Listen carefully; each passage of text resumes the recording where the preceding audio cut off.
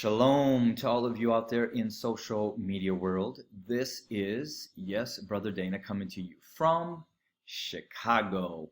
Shalom, shalom to all my Hebrew brothers and sisters, as well as those few growing but few Gentiles who have embraced the truth and have been, like myself, embraced in to the family of the chosen. Tonight's off-the-cuff video is my thoughts on what is happening right now, and that is the impeachment hearings. And I have recorded some of them and each day and watched it because I just want to get a feel for what's going on and what's being said, and it really amazes me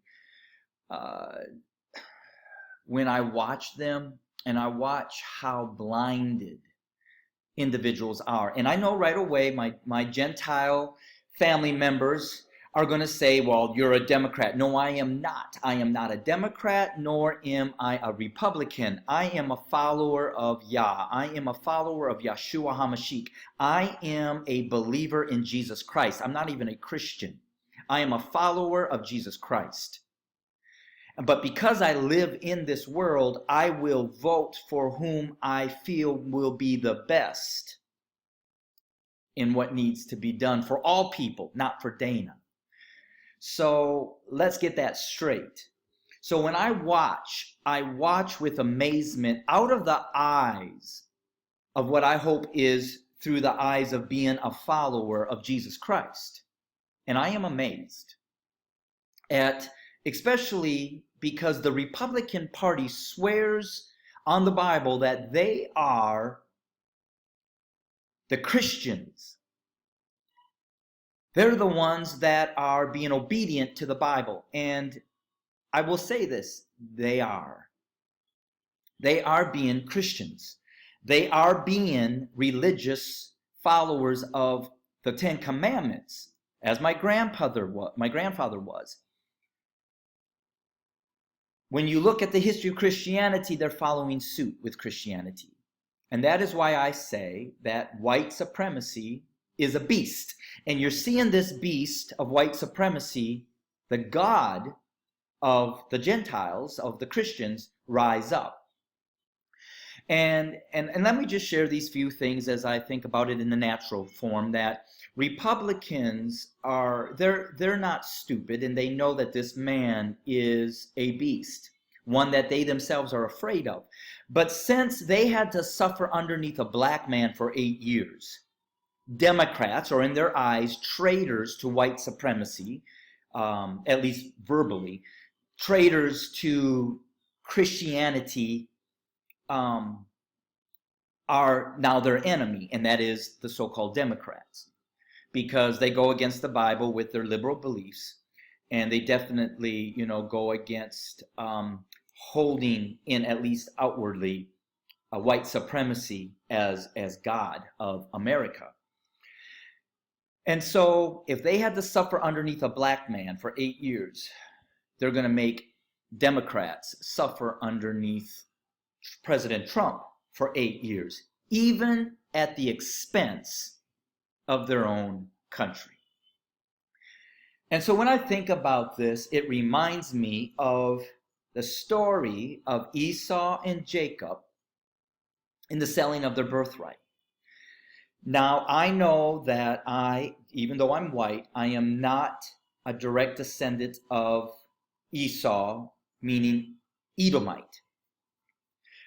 But I also believe that that spirit that Esau possessed has and definitely is operating amongst white Christians here in America.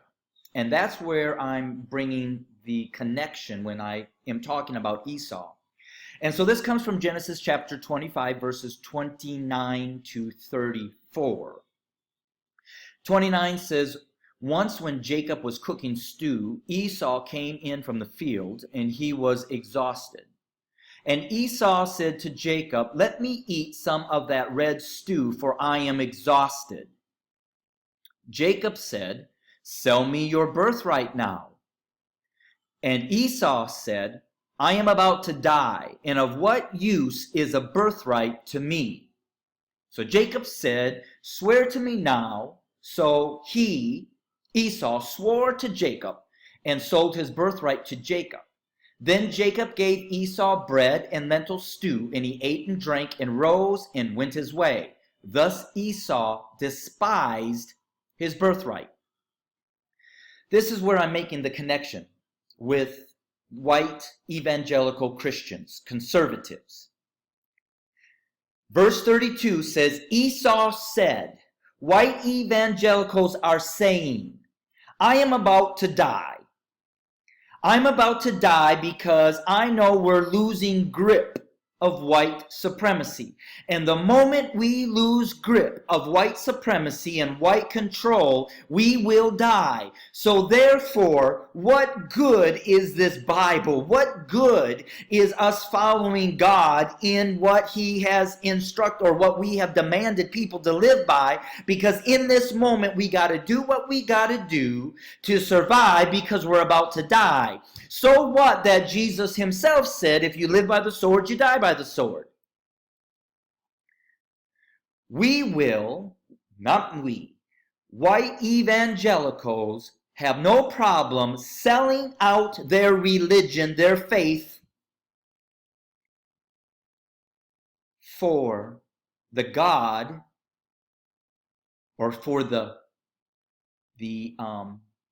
fulfillment of their appetite that they're hungering after, which is white supremacy, white control, white dominance. So white evangelical America are saying, we are about to die. We are about to die because we are losing white control and privilege and supremacy. So of what use is this birthright? What use is our religion to us now? I'll give it up for whatever we have to give it up for as long as we continue to maintain white supremacy. They're like Esau. They don't have a true hunger and thirst for righteousness and for Yah or for the true and living God. They have a hunger and thirst after the God of white supremacy Christianity.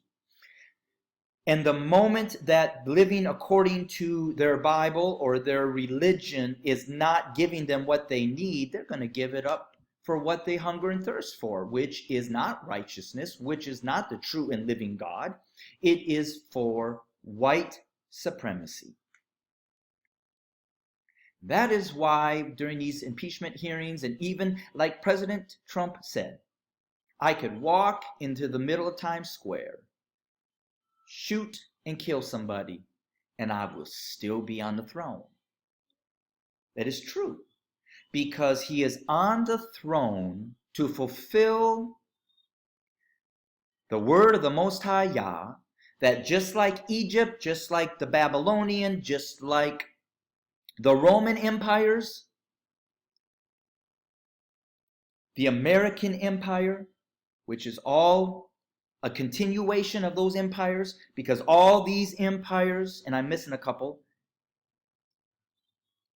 enslaved the true chosen people of God. They all came to their fall when their purpose in enslaving the children of the Most High Yah had been fulfilled. The purpose of white America enslaving the true Hebrews is now coming to an end because their punishment from the Most High Yah is coming to an end. Or the period of the Most High Yah or God's favor upon the Gentiles, as the New Testament says it, is at an end. And because of that, the release of the curse or the punishment or the time of oppression on God's chosen people is coming to an end. White America sees it as white supremacy. And that's why they're fighting to keep white supremacy. You can fight all you want. Doesn't matter whether Trump is in power or not. White America must face justice, just like our forefathers or our previous empires have faced. Where's Egypt after the mighty hand of God got done with Egypt? What about Rome? What about Babylon? And you think America is going to be any way, shape, or form different? So, what are my thoughts on the impeachment hearings? They're not going to change the course of what our future is about to bring, because what it is ordained already in the hands of the Most High Yah. But this is a season where my fellow evangelical white Christians have an opportunity to examine their own heart, to repent before it's too late, before justice comes down upon white America. Luke 6, verse 25. Luke chapter 6, verse 25. Woe to you who are full now, for you shall be hungry. And woe to you who laugh now, for you shall mourn and weep. So if you're full right now, in loving that Trump is maintaining power and control, and I sat before a principal in some administration here in Chicago.